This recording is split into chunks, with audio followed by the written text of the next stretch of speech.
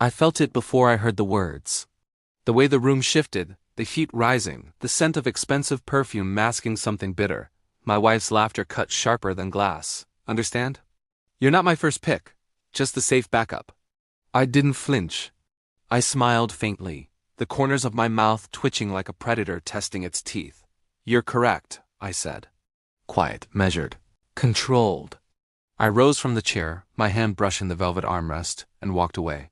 Each step echoed in the cavernous hall. Outside, my car waited. I slid in, door closing with a decisive click, and drove off without once glancing back. She believed she had won. The truth is, that night didn't break me. It lit something I'd spent years suppressing. Betrayal is combustible if you know how to handle it. I remember the first time I noticed it. Tiny fractures invisible to anyone else. The subtle smile when her phone buzzed. The way her eyes lingered a fraction too long on another man. Her sister's sly glances. Little breadcrumbs she left behind, thinking they were invisible. At first I doubted myself. Denial is a comforting liar. But love makes you patient. Betrayal teaches you patience in reverse.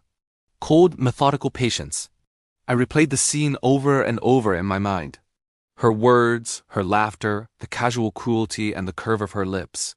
And in that replay something shifted. I wasn't hurt. I was awake.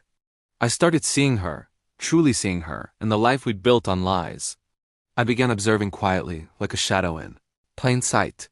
I watched who she texted, the timing, the coded subtleties in her speech. I noticed her sister always seemed to appear at the right or wrong moment. Patterns emerged. Connections clicked. Every detail was a thread in a tapestry she thought I'd never notice.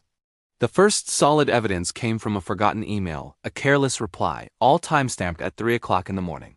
Stared at the screen, cold fingers gripping the edge of the desk as the betrayal crystallized before me. Names, dates, promises she'd whispered in bed. They were all lies.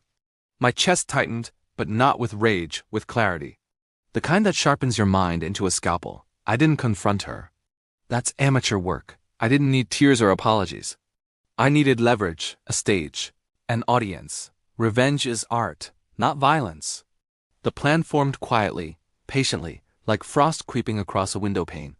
I started planting subtle truths where she'd least expect them, hints and conversations she couldn't trace back to me. I let her arrogance dictate her own exposure. The first phase was isolation. I seated distrust among her friends, small insinuations that felt like accidents, a whispered comment here, an accidentally revealed message there. The people she counted on began to see cracks. She laughed about it to me once, thinking I was blind. I smiled. She was teaching me how to build the climax. Then came the exposure. It started subtly at gatherings, public settings where whispers travel farther than shouts. A misdirected text read aloud, a supposedly private confession. Overheard. Her face, the first time she realized her safety net wasn't as solid as she thought, was like watching a house of cards shiver in the wind. I made sure every piece of evidence was undeniable. No loopholes, no chance for manipulation. The night I struck, I waited in silence, watching her in a room full of friends and family who had no idea she was about to be unmasked. The air smelled of champagne and her hubris.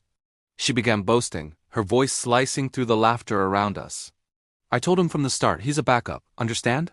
Not my first choice. That laugh again, that cruel, careless laugh. But she didn't notice my hand brushing the envelope in my coat pocket. When I laid the proof bare, it wasn't subtle. The emails, the texts, the confessions projected on a screen, highlighted, time-stamped, every lie traced back to her. Her sister's role, co-conspirator, facilitator, voyeur, was revealed in the same cascade. The room froze. Champagne glasses stilled mid-air. Her laughter died, choking on its own echo. She moved to deny, to twist the story, but every word she spoke was swallowed by the clarity of evidence. Friends gasped, family recoiled, and I stood there, calm, controlled, the eye of the storm. Every eye was on her, every accusation undeniable, every betrayal laid bare. The chaos she had woven for years turned inward, consuming her. Her sister tried to intervene, but the thread she'd spun with me as the silent observer snapped in my hands. The look of panic on their faces was poetry. Years of manipulation unraveled in minutes.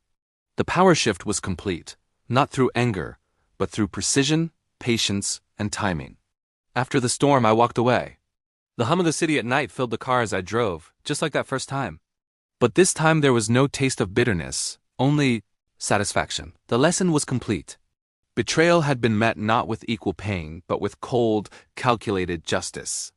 I had risen. They had fallen. Alone in my apartment, I replayed it in my mind, savoring the clarity. Pain had been a tool, not a chain. Anger had been a lens, not a fire. Control was the ultimate revenge, and it was mine. Watching them flounder, stripped of pretense, taught me the most important truth. People will always show their true selves. You just have to watch closely enough and wait patiently. I didn't celebrate. There was no gloating. That's amateur theatrics. Real satisfaction is quiet, internal, the kind that hums in your veins and settles in your chest like a well-earned calm. She had believed she was untouchable. That illusion is the cruelest of prisons, and I had become the warden. The night ended in silence, her laughter, the one that had haunted me, replaced with shocked whispers and the sting of consequence. I poured a glass of whiskey, watched the city lights blur through rain-streaked windows, and let myself smile, not at her destruction, but at my own freedom.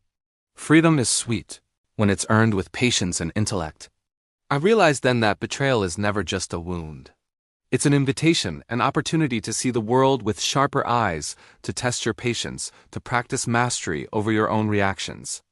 And revenge, the real kind, is not about matching cruelty. It's about orchestrating clarity, letting the betrayer's arrogance undo them. She had underestimated me. That was her mistake. And now, watching the chaos she'd Xiang collapse, I understood the most important truth about betrayal. It can never harm someone who has learned to wait, to observe, to plan. Pain is temporary. Control is eternal. I finished the glass, set it down with deliberate calm, and let the memory of her laughter fade. It no longer held power over me. I had proven myself, and walked away from everything she thought mattered. Her first choice, her plans, her illusions, they were meaningless to me now. The night she tried to humiliate me became the night I reclaimed everything. And as the city slept beneath the indifferent stars, I understood the final lesson. Revenge is not a scream in the dark. It is the quiet sunrise after the storm. The certainty that justice in its own measured, inevitable way always arrives.